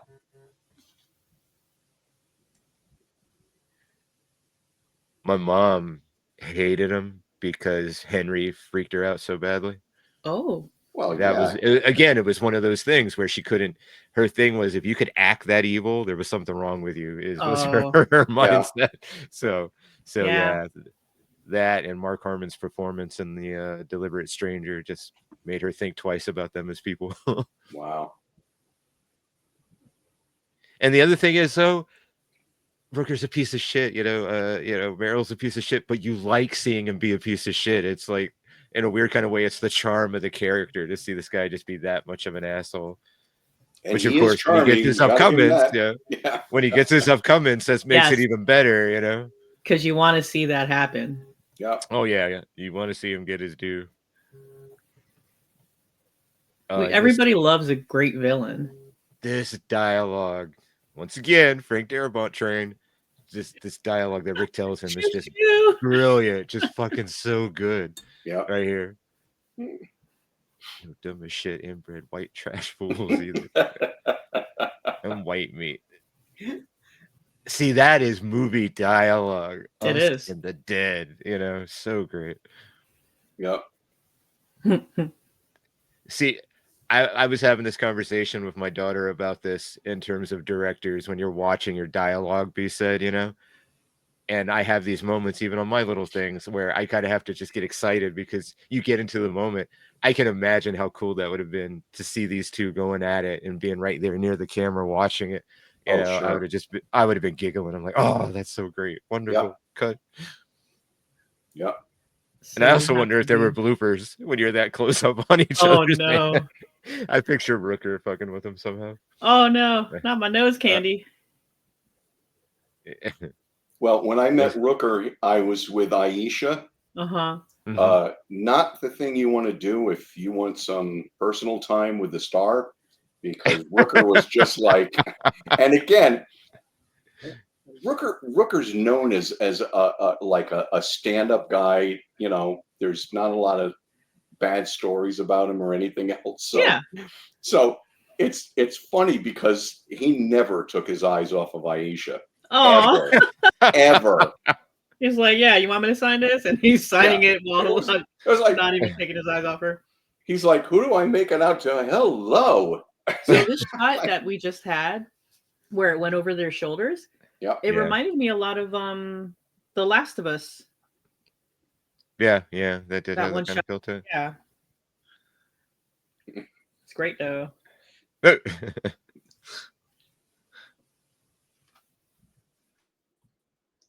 I love the fact that you're looking at Laurie Holden and all you're thinking is, God, she's so pretty, and then she doesn't give you anything in this episode. It's like, you piss me off.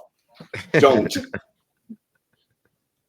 There's no flirting there. There's no anything else. She's like, I love how Meryl has all this just verbal crap coming out of his mouth. It's like she's just going to be like, oh, yeah, totally. I totally want to have time with you currently on this rooftop. Exactly. Yeah.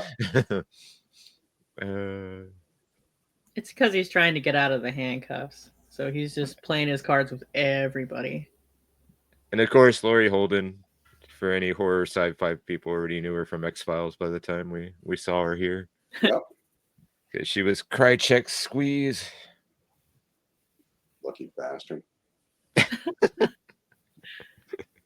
What's funny? My mom liked Krychek, though. She thought he was a hottie. And I'm like, dude, he's a creep. He's evil. He's like the worst bad guy. It's like, yeah. But he's so dreamy. Yeah, pretty much. That was the thing. Such a great actor. Nicholas Lay, right? Is that his name? Yes. Nicholas Lay? Lee. Yeah, great actor. He was on the Canadian John Woo TV show, Once a Thief. They turned that into a show. Yeah, he was the lead. Cool. Oh my god. Now Holden, that was one of those difficult signings for you, right, Rich? Because you're just like, she's so pretty. Well, this is messed up. Everybody's looking at him. What happened is, my friend John busts my balls all the time, right? So I go up with her. He's standing next to me. I'm assuming that he wants an autograph too. And when he gets up there, he says to her, by the way, I already gotten your autograph. I'm just up here because this guy right now is so nervous he can barely speak. And I'm like, oh, you asshole. So, but it backfires because she takes my hand and she holds my hand through the entire thing. Oh my god. Yep. The entire thing. What a sweetheart. And she's still signing something and she's talking to me and she says, see, nothing wrong at all. And I'm just looking at John going, And John's like, remind me never to make fun of you in front of a beautiful star again. Exactly. Yeah. How dare I help you get some time? Right. Yep. And then And of course, I think. oh, sorry. Go ahead. Frank. No, I was just gonna say Frank obviously loved working with her because she was on the Mist as well. Yep. Yeah. She was.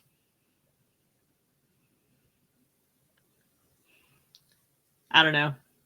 I still feel like I like The Mist, even though not a lot of people like the ending of it. Oh, I love the ending of it. The ending. The ending would have worked for me. The ending would have worked for me pre-dad. I think it could have worked with. But no, I think even after post-dad, it doesn't. And it's funny. I'm not the only one. I've heard other people on podcasts say that same thing. It's like a 50-50 kind of thing. Yeah. And it's interesting because talking about hope and Frank's work, he even mentions that in an interview where it was a very dark time for him. Yeah. Just like personally, he was looking at the world politically. Just he was at the darkest point he had ever been in his life, and it overflowed into The Mist. No, you'll find that I like dark endings. I mean, I like the ending of Terminator 3. I like the ending of The Mist. There's a bunch of ones. Mm-hmm. Darker the better. I guess I was also partial to the original, very Twilight Zone kind of ending with them hauling ass in the truck and the mist kind of laughing at it. Yep. I actually remember listening to the 3D audiobook. Did you ever listen to that? Oh yeah, that was cool. I remember listening to that when I was a kid in bed freaking out. I was like, oh my god. Yeah. Well, teenager by that time, but yeah, it was pretty funny that you were going to listen to 3D. It was like, okay. Yeah, it's like, what does that mean? And then you put some headsets on, and you're like, wow, okay, yeah, I get it. This is kind of freaky. Yeah. And see, I liked how Rick was getting a chance to get to know like people one-on-one. Yep. And by the way, in the comic book, he definitely gets to know her one-on-one. Yeah, that's what I mean. Like, it's odd how they took some things and twisted them. I think it's wonderful because what happened is you had these ultra Walking Dead fans who were like, oh, I can't believe they're, and I'm like, so let me get this straight. You would like to know exactly what's coming up through the entire series.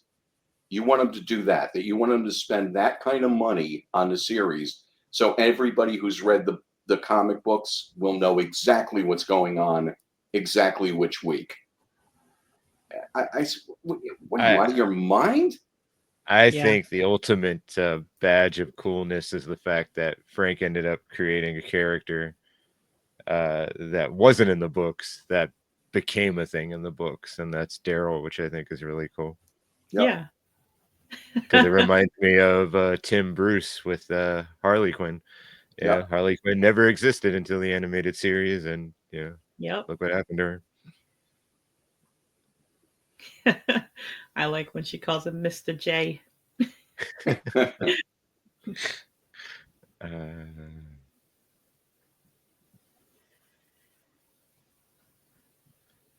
The funny thing is, you see how kind of clean all this is. Yeah, for a sewer. Well, yeah, but Rat's burgers. No, sorry. But Ratatouille. But the thing is, the funny thing is that by the end of the series, when they're down in tunnels, the tunnels look horrible. So it's like they didn't even age well. Well, because you had maintenance crews down here cleaning up certain places. Yeah. And all of a sudden that goes south, and that's it. Yep. No more maintenance. Right. So Carl ends up, spending his last couple of hours in something that he wishes was this clean. And I'm sure it's the same set pieces. Yeah. Oh, yeah. They had to reuse stuff. Yeah. Redressed. Yep. It's kind of interesting to think how much the Walking Dead series has pumped into the Georgia economy. Oh, my God. Yeah. Everybody knows where it's shot. Yeah. I mean, tourism and everything else. Fantastic. Yes. Well, Norman Reedus and Nicotero, right? They opened a business out there. It's like a bar and grill kind of thing. Yep. Which they joked about. They only did it so they could have a place to go to that served the shit they wanted, pretty much. Right. Exactly. Yeah. Now, see, I didn't catch this the first time around. Ricky had to bring it up to my attention. You can actually hear the thunder in the background. Ah. Yeah. It pops up numerous times. That way when the storm busts out, it's like, oh, shit. Yep. Because apparently that happens a lot in Georgia anyways. Happens in Florida a ton. Yeah. Oh, I know it does, Mr. Florida. I remember we went to not Busch Gardens, Universal out there, and beautiful day. Then all of a sudden, torrential rainfall. Oh my God! Yeah. And 5 fucking minutes later, it's gone. Yeah, we're so completely gone, and you can actually see the water, like going in fumes up. Disappearing. Right. Yeah. Disappear. Yep. Yep. It evaporates so quickly. Yep. And I was so angry because we were in the Terminator ride just a few minutes before. I'm like, you could have done it when we were in there. You got to rain now. Yep. Got caught out. God, I love this. I know. This is like this is like when they're going. So let's see how far we can push this. Right. The AMC sensors are like, what the fuck are you people doing down there? And see, here he comes. He's like, no, let me do this first. Yeah. Yep. We already had a small snippet of it when he's doing that with the bike zombie girl. Yep.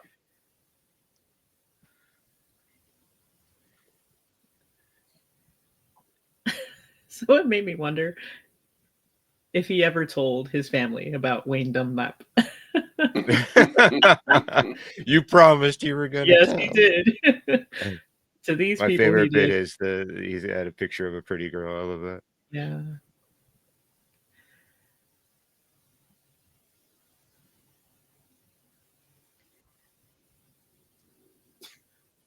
See, and that's the thing. Oh, go ahead.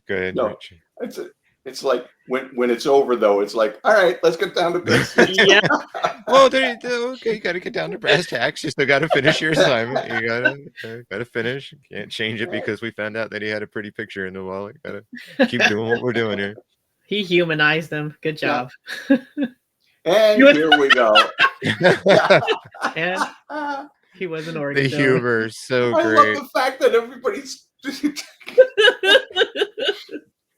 It's neat because it's like Frank was like, we're gonna have a little humor in this one because there's nothing to really laugh at aside from him being called a dumbass in the pilot. So, and that was lost on the group. Like they didn't care that he was an organ donor. And when they cut it up, it's great because it's not done even in a realistic fashion. It's like almost like an Evil Dead 2 absurd kind of just the sounds and everything.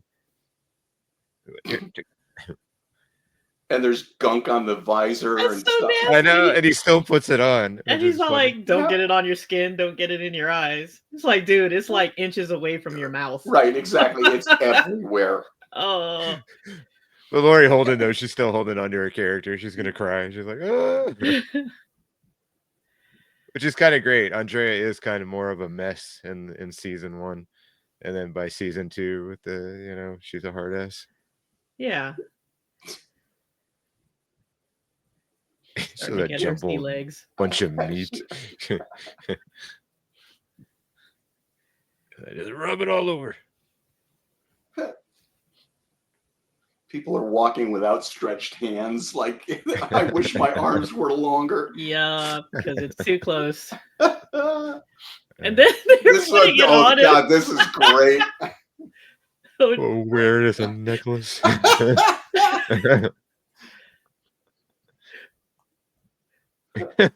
Dead puppies and kittens. He's like, I can't.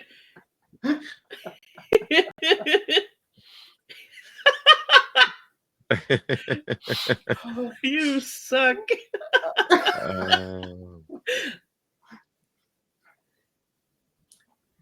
Oh yeah. And now, of course, no one can look at them. That's the other thing. My God, you guys are disgusting. It's like, well, you put it on us. I know, really. I like how she just like kind of like, I don't want to touch the jacket. Let me just get it in there. Yeah.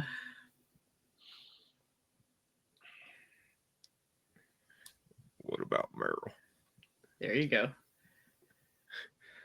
See, it is such great writing because, like, you know, T-Dog, he's not that type of guy where he's gonna, you know, he tries so hard, Yeah. you know, to do what's right, you know, but you give it to the one character who would end up in that position of all people, you know.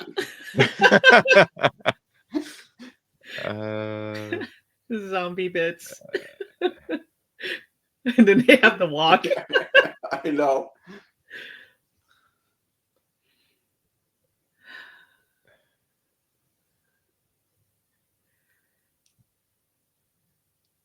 This is like hold your breath time. Yeah.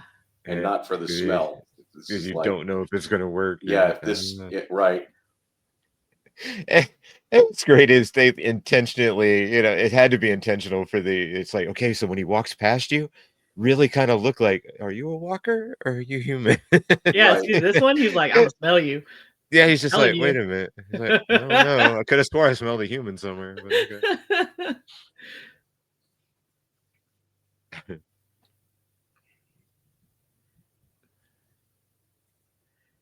To me, those would be the scariest moments. The idea that, you know, you're down on the ground, which is going to make it a little more difficult to Get fight away. one of these things off. Yeah. You know?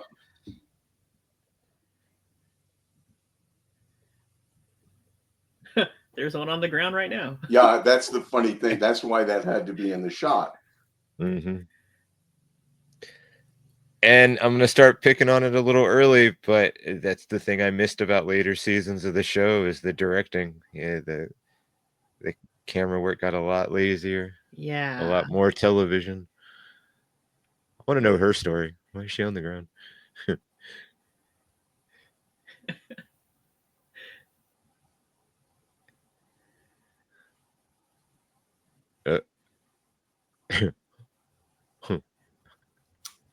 That's cool. Yeah. I like that shot. Mm-hmm.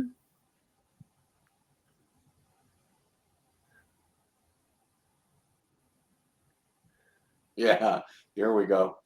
Now the sky, you know, starts getting dark, you're like, fuck. Okay. So I'm a little confused. What? T-Dog went back upstairs, put his hat on, and still looks rough. It's like because they shot, they shot all that at the same time, and the continuity guy didn't pick up on it. And this guy, Jim? I still say that. Jim reminds me of Miguel from Day of the Dead. Yeah, he's got that vibe to him.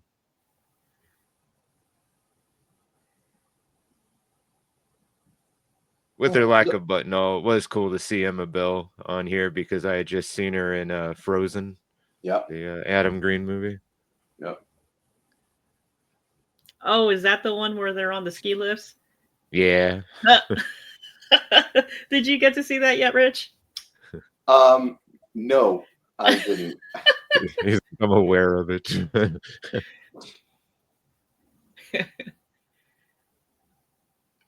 Not yet. I'm going to, but not yet. Okay.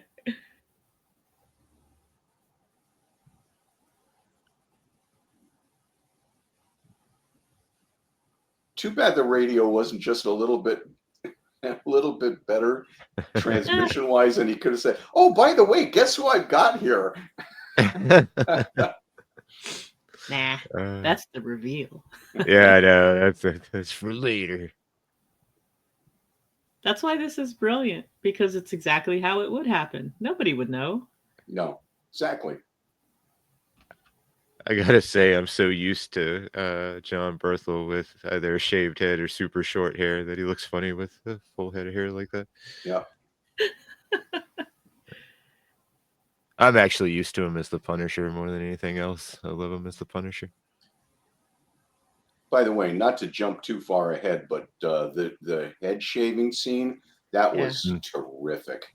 Yeah. Yeah. That whole episode, the way it laid out was damned impressive. Yeah, because Shane was going through it. It was like, damn it, did I really do that? Yep. Man, look at that asphalt. Right. You can't fake that. That's not graphics. That's not a CGI. No, that's the heat emanating off that fucking asphalt.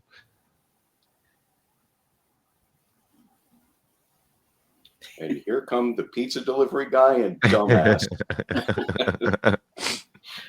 our heroes. I kind of want a T-shirt of that image of them just walking, covered in nastiness. Part of that Document of the Dead redo that I was telling you about, Rich. Part of it, they go to the set of The Walking Dead and talk to Greg Nicotero about the cost per zombie kind of thing, per walker, and he figured it was like $13,000 for some of the walkers, like a single walker, a hero walker, if you will. Yeah. Between the teeth and the contacts, like the contacts were like $2,000 for a pair. Yeah. I know. Look at that. And Glenn kind of rolls his eyes back for a second, like, "Oh god." Well, that's the funny thing, is because he's really hinky on this whole thing, and so of course they're checking him out more than Rick. Yeah. Rick could take it, but Glenn is like, a half a second away from just going bug shit. Is it smelling it? Washing it off? It's really raining. Why do I hear Marty Feldman going, could be worse, could be raining?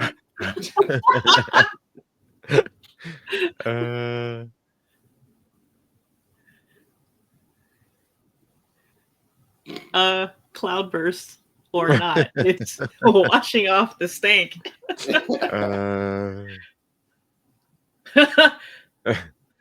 Yep, when they realize it's Jared Leto zombie. Yeah, that guy always makes me think that he got bit in the forehead. Yeah. The walkers are thinking, like, did somebody fart? Because something, something's a little, smells way too human. Yeah, What's going on? something a little weird around smells here. Tasty. Is it you? Why do you smell tasty? Oh, I know that's got to be that one. It's like, whoop. Oh no, they're running! Lord, that is not a slow romp.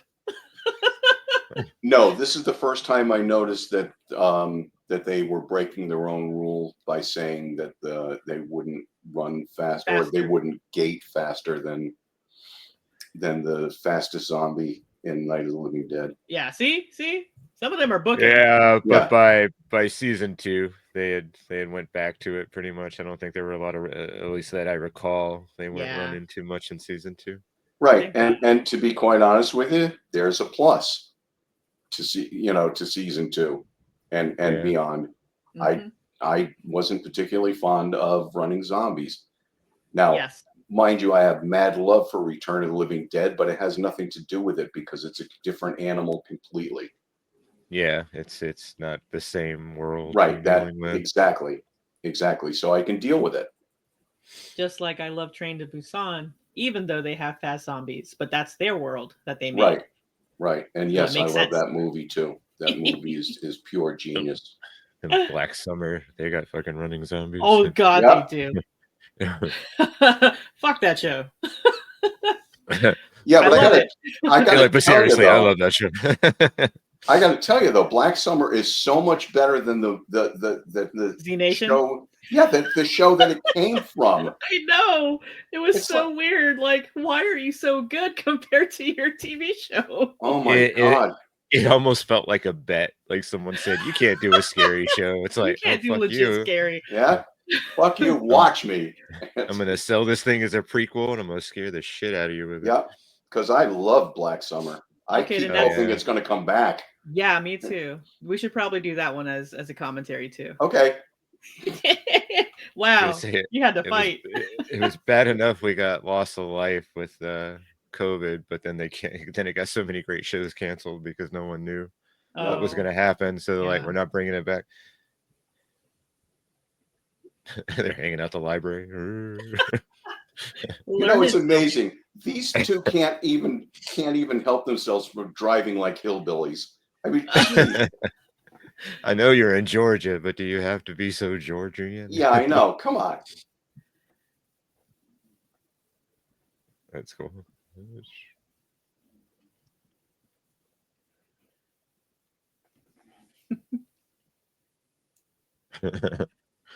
Oh, wow. And then Meryl starts begging, man. It's great.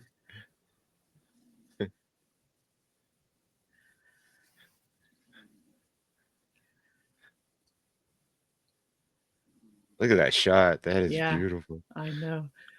It's not moving. See, and T-Dog tries to do right. Oh, man, you were going to leave Dale's tools. I love that. It's so great. Boom. What can go wrong will. Oh, my God. I'm surprised Merle didn't say anything about it being a basketball shot. See, now you see how he has the brick or the rock and he's like hitting the window? There's that thing again that we talked about. Tools. Yeah, they're using tools and how the little girl picked up the teddy bear. Well, again, in Night of the Living Dead, it tries to break the car window with a rock. Mm-hmm. That first zombie. Yeah. That first zombie set up a lot of lore. Rules. Yeah. In the world of this and Night of the Living Dead and everything else. Yeah. It set the precedent. Yeah. I have to say I don't like that precedent though. I like smart zombies. They suck. Yeah, like I need my zombies to be slow, unaware. Yeah, slow physically and mentally. Yes.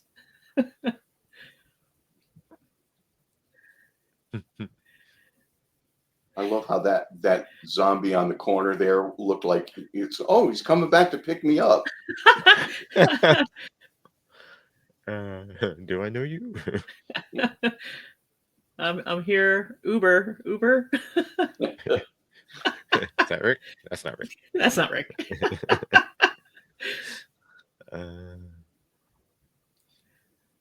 Go, T-Dog, go.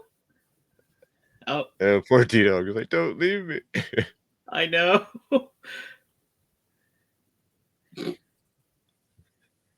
I'm still waiting for a zombie movie where they're aware of what zombies are, and when they encounter real zombies that are fast, have one say, "You're not supposed to move that fast. You're supposed to be slow." That's right, because in this world, there is no such thing as a zombie. Yeah, they don't refer to them. The Romero films don't exist. None of those type of things exist, really. That's why nobody ever uses the word zombie. And I think that's fascinating that we've gotten to that point of a film culture, is that you have to think about that. Okay, if I'm making a vampire movie, am I making one in a world where people know everything about vampires? Right. Do they know about werewolves? Yada, yada. That's one of the funniest aspects about Return of the Living Dead. Because they, at one point, is screaming, "You mean the movie lied?" I love that part. That is so great. And they look at him too, like, "You're an idiot." Right, exactly.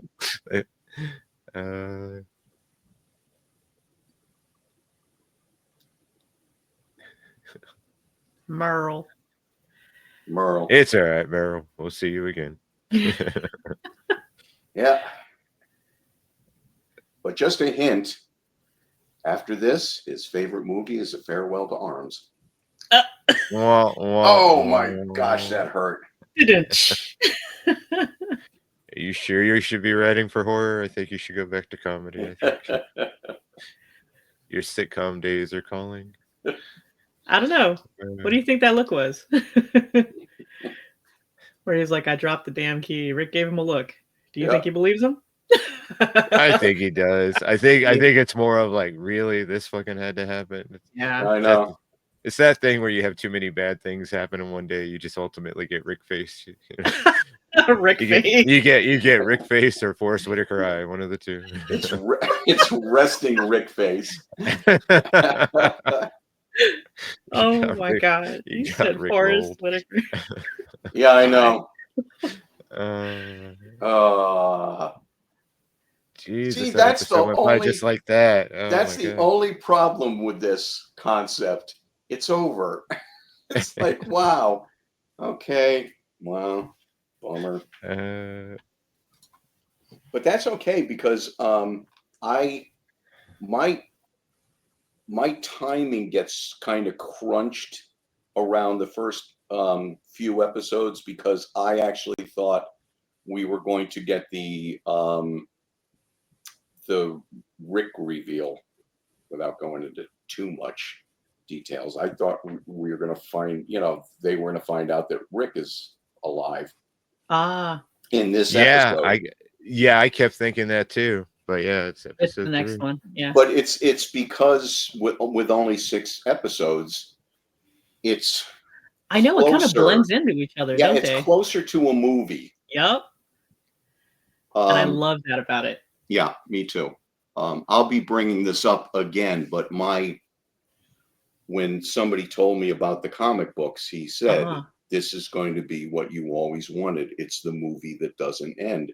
And because I always said to my friend Tori, who again will be discussing him in the comic book section part of it, but that was the thing that he and I would talk about all the time. The only problem I have is that the fucking movie ends after 90 minutes.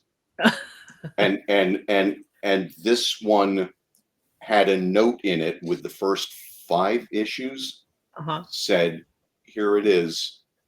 This is what you've always wanted. It's the movie that never ends. And that's pretty cool. And he was absolutely right in the sense that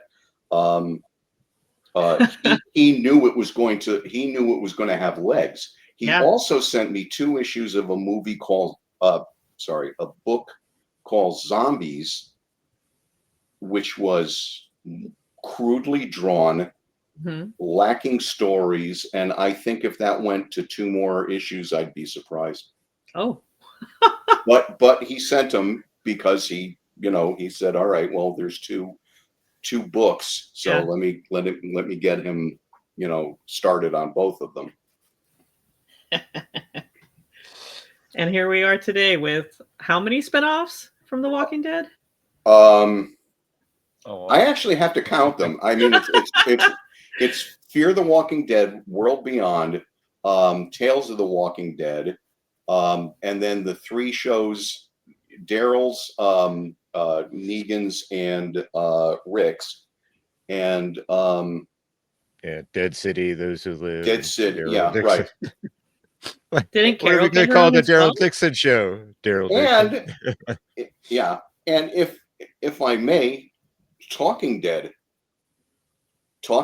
was brought on by the fact that this was such a popular franchise. I love Talking Dead. Oh, so did I. I thought actually there was a time where I thought I wanted every show I was watching to have a Talking Dead kind of thing to it. It's like this is so cool because it ends, but it gives you time to talk about to wind down, and it's kind of like a podcast, it's like that's exactly what that is. Before there were podcasts, or before they had names, let's put it that way. Like I said, I think a lot of the spinoffs and everything, it was a brilliant idea. I think like Fear the Walking Dead. I was so on board for it. Yeah. Really was, and I love the idea of. I really think if there had been a more sound plan for that series, I think would have been better. But it was another show completely. Like every season, they were changing showrunners. I really think if they had used Fear the Walking Dead to examine the beginning of the epidemic, Right. if you will, and kind of spend an entire season on that would have been cool. But it just seemed like they kept just again, it would just seem so all over the place, and then they would kill Yeah. people I like, and then it's like Yeah. you had to kill the dad. It's like I fucking love that actor anyways, and Travis. then yeah, Travis, yeah, and I'm like. They made a Travis action figure, which is cool though, which I think Yeah. is neat. So, I bet the actor's like, hells yeah. it's like, out of all his work, he's like, "Yep, it's the only thing I ever did that I got an action figure." Yeah. It's like, but yeah, I mean, it's remarkable that they're still going. I gotta say, those who live, it's the whole reason I, ended up writing a column about Walking Dead and everything else that sucked me back in because, and this was the thing I was going to mention earlier. The one thing I think without it is Andrew Lincoln. He really is. He is the heartbeat. He's what pulls you in at the beginning. And I think that's where slowly but surely they started to lose me because even with the constants like Daryl and whatnot and Carol and everything, there's something about, I mean, Rick, It's the Rick he's Grimes show. us. It is Yeah. the Rick Grimes show. Right. It's like when they used to joke about it's a Rickocracy. It's like there's a lot of truth to that. It's and it's Yeah, but it's also death for production because the second you lose the ability to shit can anyone, you're in trouble. And I mean, imagine, and this is a horrible example, but imagine Happy Days without Fonz. Yeah, Oh. yeah, exactly. That show wouldn't last much longer or have the same feel, anyways. Yet they were able to get rid of Richie, who was the lead. He left the show, but the Fonz couldn't. Howard. Yeah, and so it went on still. And the terrible truth is, they couldn't have Star Trek couldn't have lost Spock, but they could have lost Kirk. Mm-hmm. Yeah. Now, I'm not saying by that kind of margin. I mean, Kirk was, they would have lost people. Oh yeah. If Kirk wasn't on the series anymore, but they couldn't lose Spock. So, see, and I think the other problem, again, based upon whatever reasons it was, either the showrunner at the time or the writers at the time or AMC saying "fuck you, get rid of him." I think when Carl, in fact, that might be the pinpoint. I'm not sure. I'll know on rewatches. I think that was my Negan and killing Glenn moment that Callie had. Yeah. I think with Carl, I'm like, you have done it. You have literally just, because to keep Carl alive would have been so beneficial once Rick left, because Carl would have been that hope. It would have been Rick without Rick being around. Right. And just to imagine Daryl basically being like a big brother, like basically being the big brother that he always wanted out of Meryl towards Carl. I mean, again, storytelling, being a storyteller, there's so much I see that could have been built upon that. It had lots of potential. Yeah. Definitely. But they killed it. Yeah. They're like, nope, we don't see that. Sorry, Carl. It's like, fuck that kid. Get him off my show. Okay. And who was it? Sam was the reason, right? Sam. Yeah, Sam. the kid Sam was the reason. He started freaking out. Yeah. Yep.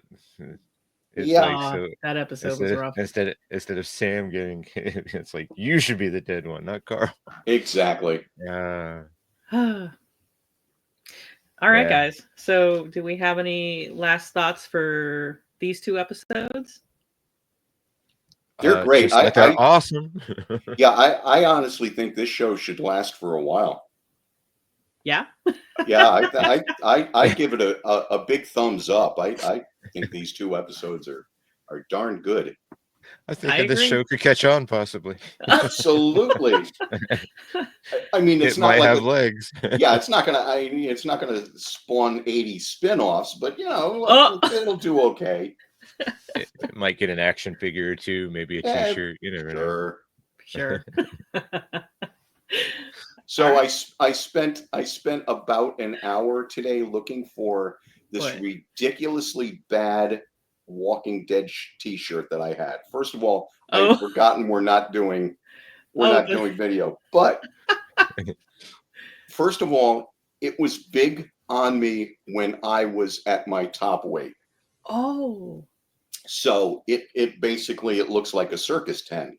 But the other thing is the image on it is not from the show. It's not from anything. It's like a drawn thing. And I guess my mom or my aunt thought it was, like something cool that you'd because enjoy. it's from Walking Dead. Okay. And I'm like, where the hell did I put? And then all of a sudden I realized, oh no, I left it up in Connecticut.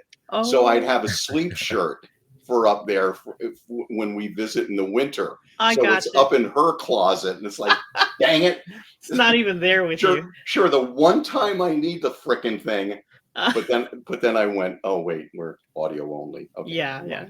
So anyway, it's funny. This was yeah. No, it's okay. The way you described your shirt, it sounded like maybe a bootleg shirt that they got at a flea market or something. Right, but there was Walking Dead merchandise. Yeah, it's got the tags all over it. That's the thing.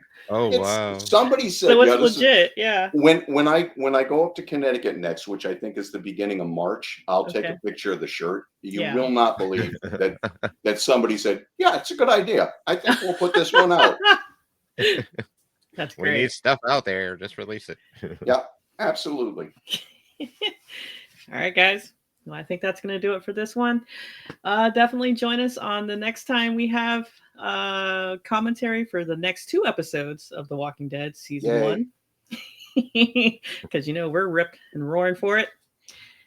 Thanks for joining us, guys. Bye. Bye. Later.